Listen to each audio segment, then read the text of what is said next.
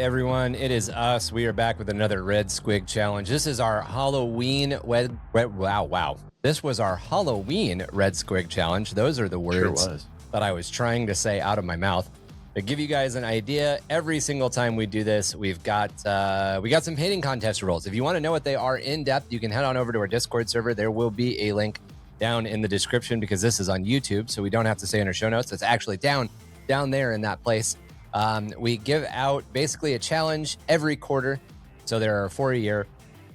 We give everybody in our community, all you have to do to join is join our Discord. That's it. We give everybody in our community a chance to participate. And then, and then we go through a community voting process, and then we go through a host voting process, and then we make these videos. So to give you guys an idea, let's talk about the challenge first, and then we'll go over the rules of voting, and then we'll jump right on into it. Right. So this was the Spooky Season 2025 challenge, and the prompt was, it's that time of year for our most ghoulish of festival challenges. We want to see your scary monsters, gory slashers, creepy cryptids, haunting conversions, oozing aliens, and anything else you think can make us a little unsettled. As always, we have no requirements on who makes the miniature bust or model. So we don't require you guys to do Games Workshop models. It's pretty much whatever you want. Let's see what you guys got. You have until All Saints Day, which was November 1st, to submit final painted miniatures. And we always want to see that extra stuff. Now, what we do when we release the rules is we give you a verification code. And then what you need to do is you need to take a picture of your unpainted, it can be primed and zenithal, but it has to be completely unpainted model with a date code on a piece of paper, and then that verification code that we give in the rules. Pretty easy. If you guys head on over to our Discord, it's pretty self-explanatory, we feel. If you got any questions, just hit us up there. The way the voting works is a little bit different, so we'll go over that real quick. The entire community gets to vote. Everybody gets 3 votes. Each person's vote counts for 1 point. Now, if you are a patron member, you also get 3 votes. However, your votes are weighted at 3 points apiece. And then lastly, if you are one of our moderators, you get 3 weighted points at 1, 3, and 6. So I'm sorry, 2, 3, and 6. And then us as hosts, we have weighted votes, and ours are worth 3, 6, or 9 points. So our third place vote is worth 3. Our second is worth 6, and our first is worth 9. And if you guys don't get it, a lot of the shit we do goes back to the 3, 6, 9 damn she fine song, because children. I have no other explanation other than because I am a giant child. Intellectually and emotionally sophisticated people, right? Who make rational, healthy choices. Yeah. I mean, on that level, it's because kind of, some of us are still mentally at a dance in 2002. Yeah, that's pretty much the way it goes. Man, yeah, they used to do the censored version of it. We had this guy named DJ John. He did all our school dances. John. And the skeet, skeet, skeet, skeet, skeet. Like, we couldn't say any of the words. It got toned down a little bit. But somehow sweat drips down my balls. That was fine. You know, there's nothing sexual about that. There's nothing sexual about that at all. In my opinion, if Betty White shouts it in a movie, oh my God, that's such a good movie. It's safe for school. It is. It's a very funny movie. All right, so we are changing up our format a little bit. We usually give you guys an idea of how everybody did in the community votes, and then we give you our opinions. However, that kind of leads to like 2-hour-long episodes, and we're really just trying to give you guys essentially the results. If you guys would like a little bit deeper insight into everything, join us on Discord, yell at us on Discord, or comment. Check out the painting voting channel, and you'll see the critiques there. Yeah. But to give you guys an idea, everybody in the community voted, and we ended up with a placement list.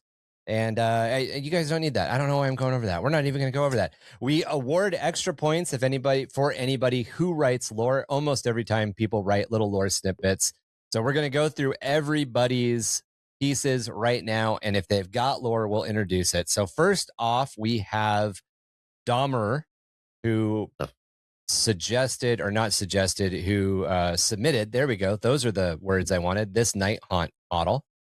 He let us know that he ran out of time, was unable to get his base finished, and was unable to come up with any lore for this model.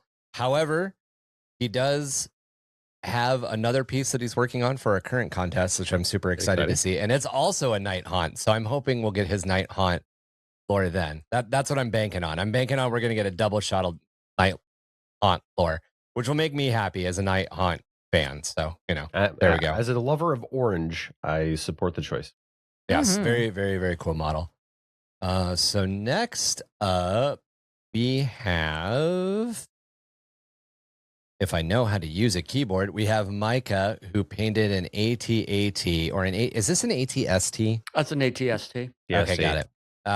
Apparently not my Warhammer. Oh my God, where am I? My Star Wars lore. There we go.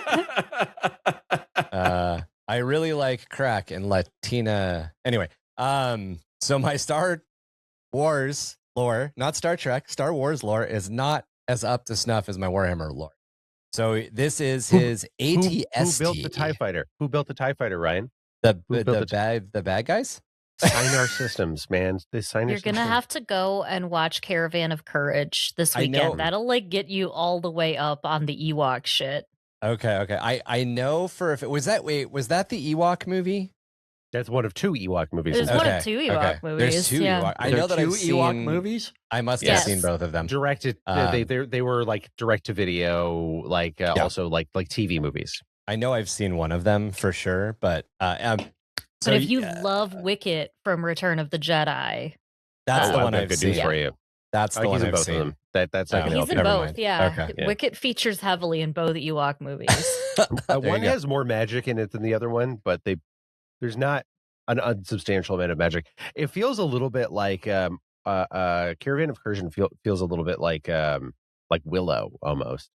Okay, it has like a Willow kind of flavor to it. Yeah. Okay, is there evil shape changing sorceress of some kind?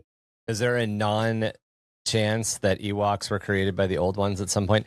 100%. That's not discussed. It's a non-zero chance. It's not in it. Yeah, okay. If you watch the animated show, though, you learn that there are two magical stones that can give powers to the Ewoks, and then a bad guy gets them. And this is some deep ass lore. Oh, dude, Ewoks gets fucking wild. That's crazy.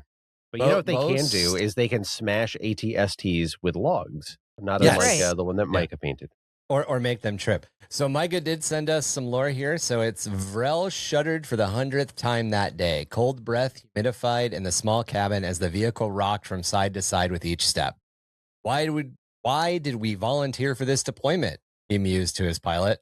Can't remember, mate. I think command promised pay incentives. Mosk grumbled as he pushed the ATST forward through a smaller snowdrift. Extra pay or not, Vrel said as he shivered again. I'm putting in for Jakku. I'm going with Jakku after this. You and me both. So he told me it was an ATST. If I had read his lore, I would have known. But yeah, this is very cool. And again, like we said up top, you guys don't have to do a GW model. Here's an obvious point. I think this is a Legions model because I don't think Shatterpoint makes models for vehicles, but I could be wrong. Next up, we have Ickbard with the Flesh Mower, which is obviously a bloat fly, right? The bloat drone is that bloat drone. Bloat drone. There you go. Are you tired of having to do chores instead of concocting new plagues to test on your underlings? Is life passing you by while pruning your garden? Do you feel the itching beneath your skin? Just out of reach, no matter how hard you scratch? The sensation never soothes until you peel it away layer by layer, and the deep crimson is spilled upon the ground you tread. Then head on down to Papa Nurgle's Skin Maintenance Exhibit and Pizzeria and try a free demo of our newly acquired meat drone today. And remember, while stocks are limited, the agony of your skin is eternal. That's great. This is disgusting. I love it. This is really gross. They absolutely did make something very spooky and gross and weird. They did. It's great. I love it. Mm-hmm. All right. Then we've got Fulgrim's top guy. Scary. You know? Top if guy. If he's topping Fulgrim. If he's topping Fulgrim, there you go. My. I do like the sort of the non-metallic, I like his claws. There's some cool stuff going on with this model. All right. So then sing, O Muse of Cryaces, the tri-blessed son of Logar, first blessed with strength on Terra, the best one of the Anathema's own golden champions. Then with psychic power. Yep. Then with psychic power to twist the minds of mortals, spreading madness like bow wake before him. And last with life, for an ignoble end befell him, his mortal body trapped and consumed by a million rippers. The gods renewed him in the greater form, that he may continue to hear their word. This is a Gall Vorbach, or a possessed. Gall Vorbach and 30k possessed nowadays. A very cool model. I also like the rhyme scheme there. That Vorbach this is a common thing. Yeah, so the first of the possessed ever were a special unit of word bearers called the Gall Vorbach. They were the first ones to turn into possessed. When we covered the heresy, we talked about like this is where these, this is where mutilators. Not mutilators are the new ones that just came out. The ones that have all sorts of guns on their body. Yeah, exactly. Obliterators. Yes, this is where obliterators came from. This is where possessed came from. The Gall Vorbach are essentially where, now they're the possessed. Now there's a lot more of them. It's not just one specialized unit. All right, so Semi-Serious sent us some cruel boys that have been kit bashed and outfitted with 40k weapons. Yep. I think it's a little bit of a kill team, which is very cool. So he sends us 5.029.230.m42. After the recent greenskin invasion of the Aeriths regiment. Okay. It's Earth, but spelled fun. ERTHYS. Aeriths? You guys think Aeriths? I'm going with Aeriths. Yeah. After the recent greenskin invasion of the Aeriths regiment had suffered heavy losses, after little did they know there were even more to come in the later weeks. Then 105 to 108 and then 110 to 115 regiments had been plagued with some new sickness. Many of the infected display signs of hair loss, followed by pallid green complexion, the rapid growth and loss of teeth, and an increase in aggression. These steps from observations never seem to follow the same sequence. Had we been more diligent, we wouldn't have been able to prevent further losses of other personnel. However, if we had been more diligent, we would have been able to prevent further losses of other personnel. However, we had been ordered by the Magos biologists that any signs of this sickness must be immediately reported to our superiors or the Magos biologist assistant for suppression and further processing. And this is the notes of Sergeant Pavlov Alithium, Aerith's 116th Regiment. This is pretty cool. The lore is pretty awesome. I like the idea that these guys somehow contracted turning into orcs. Yeah. Which definitely helps the fact that they've got this like different look. He could have gone with Diggas, but he went with infected into orcs. I love it. All right. So next up we have Thomas. I just like saying Thomas. I really like the palette for this one. Yeah, it's really cool. Very nice. Yeah, the brass and the bright blue or the oxidized brass. Verdigris. Yeah, it's got like a verdigris kind of flavor to it. I like it. Yeah, I like that. I thought it was really good. The base being pretty like understated too kind of helps sell the model, which is really nice. All right, so here we go. The distant echoes of clattering teeth and treads rolling through the volcanic sands of Atalantine. Hey, he gave me a pronunciation. Thank you, Thomas. The sands of Atalantine have long been thought to be stories and tales used to scare the children of the world into staying within the limits of their settlements. However, little did the elders know that behind every tale there is truth that haunts the lands. Kind of neat. I get the idea that this thing's roaming. There is no direction to it. It's just out there fucking shit up. Truly. All right. And then we come to Neko, who did a Krieg commander, getting ready to just absolutely body Iron Warrior. Is that Mark 3 armor? Love the horsey. Oh, yeah. Oh, yeah, there's some horse. There's definitely some horse going on here. I think the flesh of the horse is super interesting. Yeah. You know, so let me do his lore real quick here, guys. Sure. Okay. So these are the notes, I believe, of a soldier. So, Colonel, the siege goes well. At this rate, the Void Shield should go down in 3 months. We've been here for a month already. Excellent. We're on schedule. Sir, the western flank is under attack. Imperial fists have taken losses and refuse to pull back. A company of Death Riders have gone to the rear of the enemy and begun an offensive. Good. It should be wrapped up sooner then. Continue the bombardment and allow no respite. Okay, so that was a conversation, not a set of notes. But very cool. So yeah, you guys. So yeah. Sorry. Go ahead, share your comments, and then we will count down from 7th to 1st place. I was just going to say this immediately reminded me of Don Quixote. I don't know why. Interesting. I like that. I see it. I don't know how, but I see it. I don't know how either, but I think because of the way that the Iron Warrior is, it's sort of, or maybe the Death Corps is, it's sort of giving me Conquistador vibes. I don't know what it is. Yeah, that's what I was getting. It's really there's been weird. There's been a couple of conversations about the Krieg recently. One of the big things to remember about the Krieg is that they are not based on any individualistic military. Yeah, they are based on a conglomerate of the Western Front soldiers from World War I, mostly pulling from the French. This is why it reminds you of Don Quixote, because in the story, right, Don Quixote puts on his ancestors' armor. And so he's like a walking antique. And the Kriegsman looks anachronistic compared to the Iron dude. Iron Warrior. So I think that's why it reminds me of Don Quixote. I think that's what it is. Mm-hmm. Yeah. I think part of it too is the whole idea of a Kriegsman charging an Iron Warrior is a little bit like an idiot charging a windmill. There is a little bit of that too. Yes. Yeah. All right. So without further ado, based on the tabulation of all of our scoring, we are going to start off with 7th place. In 7th place is Damir with his Night Hunt. Mm-hmm.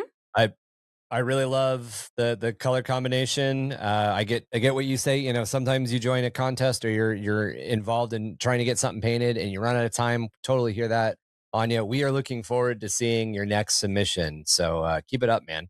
We love it. In 6th place, we have Micah with his ATST. I'm gonna comment because I did vote for Micah. Okay. So I actually really like this model. I see a lot of the weathering that he did. I see a lot of the other little details that he did to kind of make this model pop.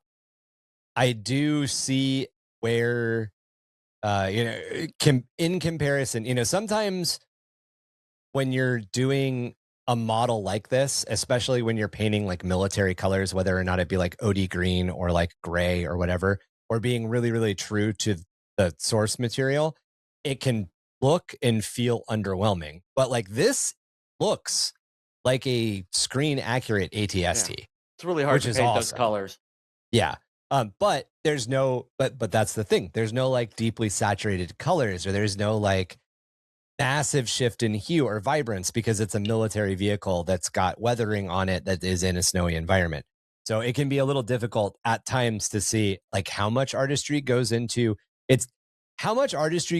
making gray look convincing and making black look convincing is an understated skill. And that's pretty much what I've got to say about this. I love the weathering.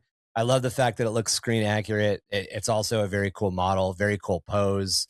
I'm also a sucker for snow bases for some reason. I don't know why I'm obsessed with snow bases, but I am. You're allowed. All right. I'll allow it. You'll allow it. In 5th place, we've got Ickbard with his flesh mower. Very on topic, very gory, very grody. Absolutely love it. Thing's gross and it makes me feel weird. It makes me a little uncomfortable. I like the not the fleshy bits, but the armored bits. Like they look just as gross, and I love that they're that horrible, like mottled green gray mud, and it just really adds to the creepiness of the overall composition. That's very cool. I like it quite a bit. All right. So in 4th place, we have Fulgrim's top guy with his possessed marine. You guys had mentioned the non-metallic metal. I'm seeing it on the trim a little bit and on the claws, which, man, that must have been That's what I was talking about. Yeah. Specifically. Oh, yeah. Well, this is a great looking model. I will say this. The photo, we need better photos. That the lighting is a little too much variation between them to really get appreciate. Like you can see in the top right hand one, right, the more well lit one, we can see a lot of the variance and that there's a lot more color and sort of dynamic values to this model in terms of like the changes in color and so on. We don't really get it in the other photos. But the dramatic lighting on the 3rd photo is really good. Yeah. One of the things to do, and this is just like an overall tip, is when you're taking pictures of a model specifically with your phone, go ahead and go into your phone settings and drag your exposure all the way down. You want to take as dark of a picture as you can. And then before you submit it, you want to go into your phone's editing suite. And you want to bump that, you want to bump the contrast and you want to bump the exposure up in the posts tools. And what that allows you to do essentially is you're taking the darkest picture possible of everything, which gives you the same baseline. Because what phones do is they sense the light in the room and then they automatically adjust for what they think needs to happen. So what ends up happening is that every single time you hit the shutter button, it overexposes or underexposes. It keeps ratcheting back and forth, back and forth, back and forth. It's not stuck in one place. So as to where it kind of feels like cheating because you're bumping up the colors with editing tools, you're not really bumping up the colors with editing tools. You're bringing it all back up to the same level. So what you want to do, drag your exposure all the way down. And then if you increase the brightness to like 5, increase the brightness to 5 on all of the pictures. You want to basically get to the point where they're all the same. The other big trick, especially with taking pictures of miniatures, is a backdrop. Real easy backdrop. Go out and grab a piece of black felt. They're really, really cheap at like Michael's, Hobby Lobby, any other craft store that you can think of, or fabric store. If you've got like a mom and pop fabric store, get like 2 square feet of like either gray, dark gray, or mottled gray or black felt. It's really not that expensive. It's a very, very cheap material. The other thing you can do is a lot of the boxes come with basically like this black printed placard that has all of these like purple skulls printed on it. It's embossed on it. So whenever you buy a battle box or whenever you buy anything like that, that's just in the box of the Warhammer figures. You know, there's one in the boarding action box. There was one in the Leviathan box. That there's one in the Skaventide box. It's just themed for Age of Sigmar rather than themed for 40K. That's a really good background because you can just put it behind everything and then you've got the same, kind of like base black image behind everything. The last thing, and the thing that I've been playing around with a lot recently, is I've got a black table and I've been putting terrain on it and then putting the models in front of the terrain.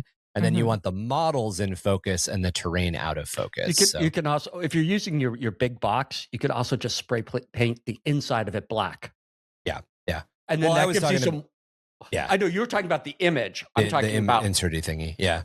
Flipping it around the other way and just. Yeah. And like, or spray paint a piece of cardboard or buy a piece of black poster board. I mean, there's a lot of ways to do it. Yeah.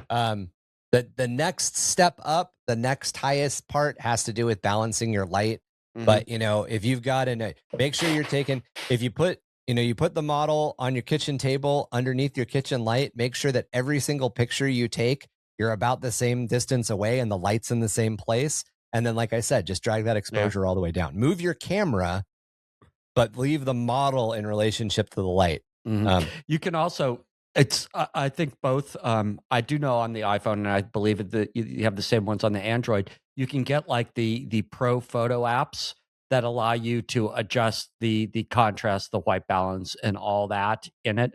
And there are a lot of good tutorials online. I think one of the best ones is from Goonhammer on how to use the pro photo apps to and cheap stuff to set up a good photo studio with your cell phone.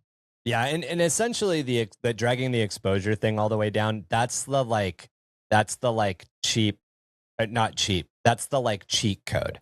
Because that's what a lot of these programs are doing. A lot of what you're fighting is the white balance, the gray balance. And if you pull that exposure all the way down, you're not fighting it anymore because the camera is just going to go, oh, okay, everything is gray balance. But yeah, there's depending on how deep you want to get into it. But anyway, yeah. All right. So in third place, we have Semi-Serious Nerds Cruel Boys. These guys are really cool. This is the first, or this is one of the only kit bash heavy submissions. The Ickbard had some kit bashing going on too. And I feel like Neko probably has a little bit of kit bashing going on because it's a combination of two kits.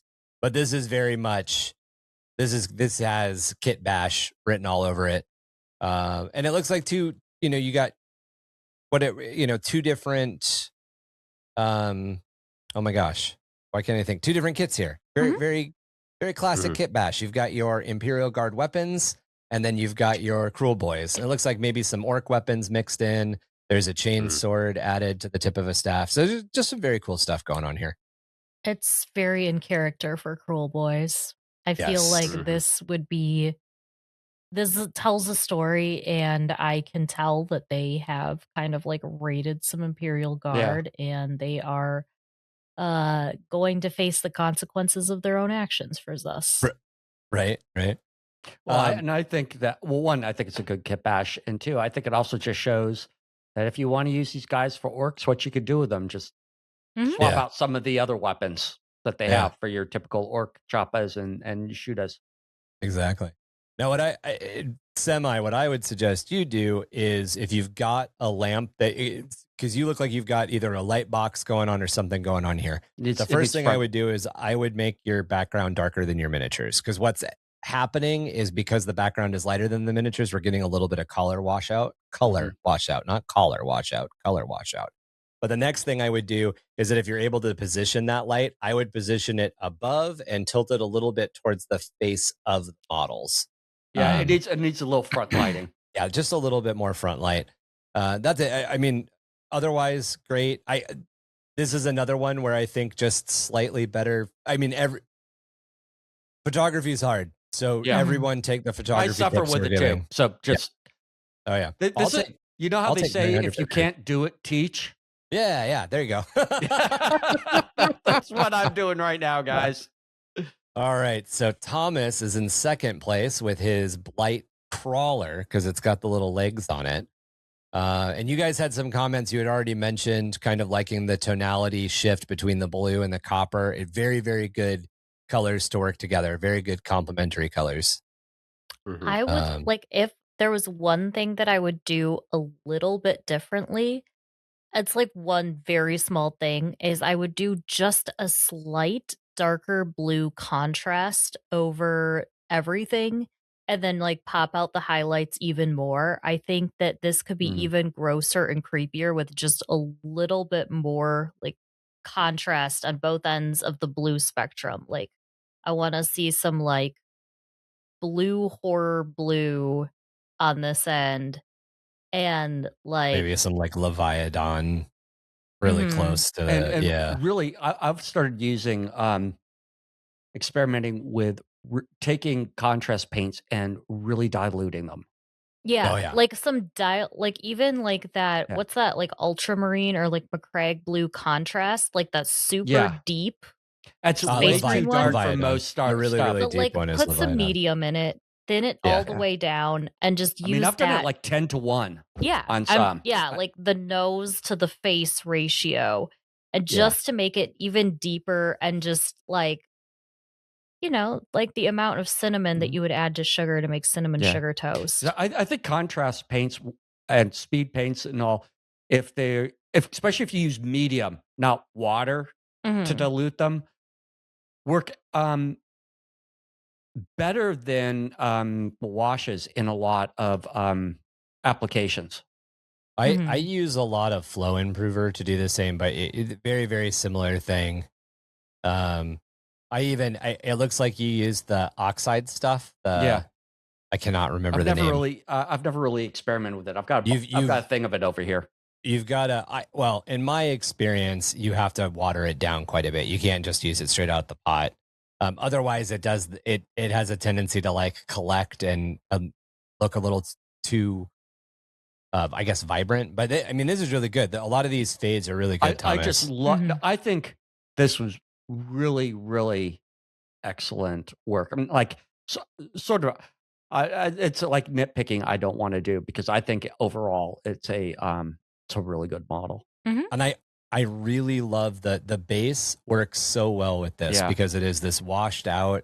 There's a lot of detail there. There's a lot of color depth and detail in your base, but it is all in one color family, except for this little bit of green that's coming from these bushes, which I think really sells the idea that the model is kind of out of place on this alien, you know, because the world is like dead and alien, and then there's this kind of hyper vibrant thing that's scuttling around collecting souls or whatever.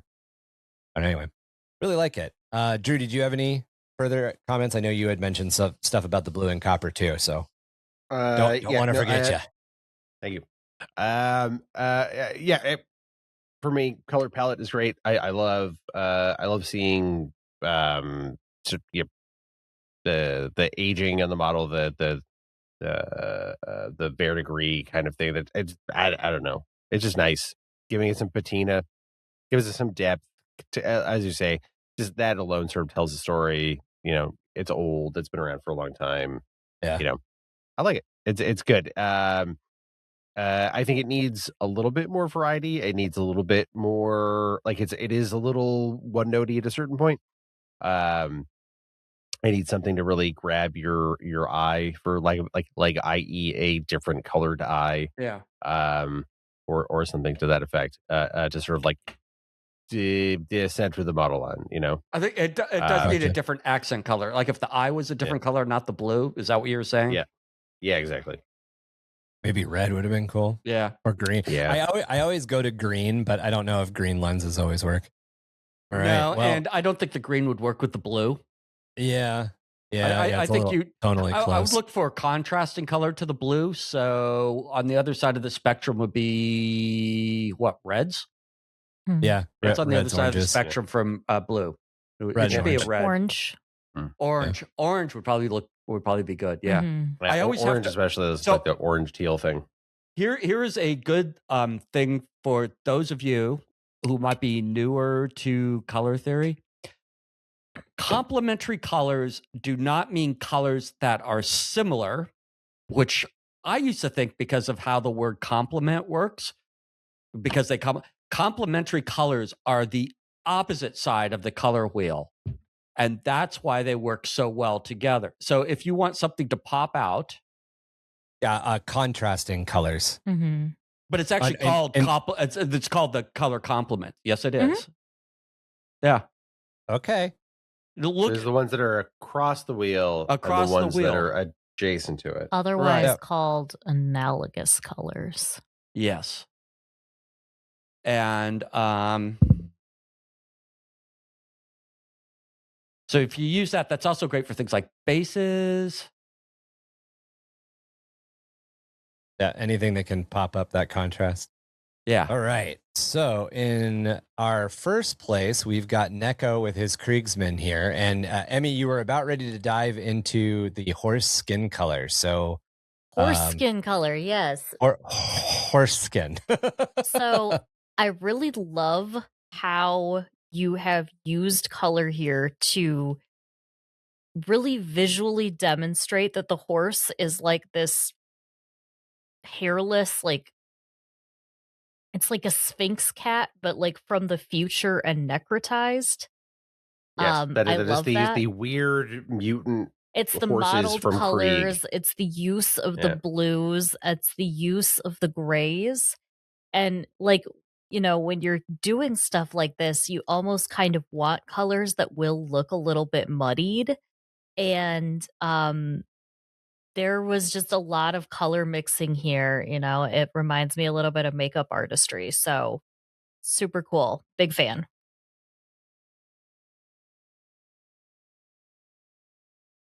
I don't know, there's a lot of storytelling going on in the model too, which I'm a really big fan of. I like the duckboard on the ground, the inclusion of the skull. Everything's nice and muddy. There's even that mud coming up onto the horse's legs. I'd like to see more of the mud, but that's just because I'm crazy. I'll fully admit. Be conservative with the mud. I mean, if anything, like we're getting into sort of the realm where like we're sort of like skilling up at this stage, right? Like I think this is exceptional. I think the things that would like make this model like get into like the really high end sort of competition grade models. Like, not that I'm suggesting this is not, like, if this was in front of me at a table at like at a game or something like that, I would be quick to point out it is exceptional. It is definitely well past our standard tabletop standard. But like getting into like Golden Daemon territory, I would want to see something like OSL on the sword, and that being reflected on like the metallics of like the Iron Warrior or something like that. I think that would really just like take this from like from 10 to like 15, with 10 being the top of the scale, if you know what I mean. Like there's some great stuff, and I'm always really excited to see how Neko is challenging themselves, and sort of the next milestone that they're reaching. And obviously this incorporates a lot of our feedback, right? Like you said it before, Ryan, like storytelling. There's a lot of visual interest in the model. It's dynamic. It has flow. When you look at it, you can see that there's different elements of it that contribute towards like it captures your imagination. Like Emmy talked about, like the weird mutant skin color, the nice smooth transitions on that skin, how the ribs pop out, like just everything about the very clean lenses on the eyes, like is very good. Well, and very, the shadow, very, very good. And the shadows that are being cast by the saddle, right, and the neck, and there's a good value of, you know, and painting shadows into shadow. That's a technique. That's a thing that not everybody does. You know, not even I do it. If that piece of cloth is supposed to be blue, I just paint the whole damn thing blue. I don't necessarily pay attention to the fact that it's underneath something else. I'm like, the model will take care of the shadows. But yeah, no, there's a lot of cool stuff going on here. And by the way, Neko is now our first 3 trophy winner. So, and one thing I like about this is it's definitely stretched. He's not doing a big night, and he was not doing free-handing stuff on it. Oh, that's right. There's no anime girls on this. His so last we know his last that Neko can do different things. No, we don't. His knights are awesome, though. His knights are freaking awesome, though. Yes, his knights are freaking awesome, but the flesh on that horse is like out of this world. Horse flesh. It's very real. There's also really heavy. I realize this is not a Trench Crusade model, but there are very heavy Trench Crusade vibes. Very, very grim, dark Trench Crusade vibes, which I appreciate quite a bit. All right, guys. Any closing thoughts on any of the models? Good job, everyone. Yeah. Hell yeah. Yeah. Like we said up top, guys, if this is the first time you've ever interacted with any of our content, go over, join our Discord right now, get involved in whatever the next painting contest is. Our next one, the one that we'll be filming next, is our Lunar New Year one. but we do host for a year, so there's always a chance to jump in at some point. Plus, you can just get over there and ask us questions. Help support us through Patreon. We're at patreon.com/Under the Hive of Madness. You can also check out the podcast, which is our primary thing. There are some episodes here on YouTube, but you can get a direct feed if you jump over to Apple Podcasts, Spotify, or Audible. Those are probably the big three, but there's also other little ones out there. So yeah, thank you very much. We had a lot of fun. We always have a lot of fun with this, and hopefully we've got some cool stuff coming to you guys with the next contest. Hell yeah, Lunar New Year. Hell yeah. The all horse round. Screw the horse. Right. It is. All right, guys. Have a good night. Neko.